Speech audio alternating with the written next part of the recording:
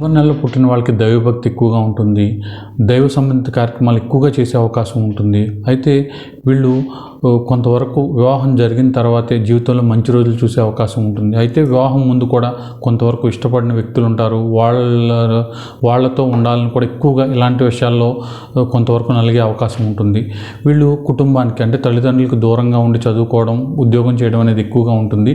అయితే వీళ్ళకి ఎమోషనల్ ఎక్కువ అనమాట. ఎమోషనల్ కంట్రోల్ చేసుకోవడంలో వీళ్ళు కొంతవరకు ఫెయిల్ అవుతారని చెప్పవచ్చు. వీళ్ళు విదేశాలకు వెళ్ళాలనుకుంటే విదేశాలకు వెళ్ళే అవకాశం ఉంటుంది. అక్కడ జీవితం కూడా చాలా చక్కగా ఉంటుందన్నమాట. వీళ్ళకి చక్కటి నాయకత్వ లక్షణాలు ఉంటాయి. అయితే కోపం తగ్గించుకోవడం చాలా మంచిది.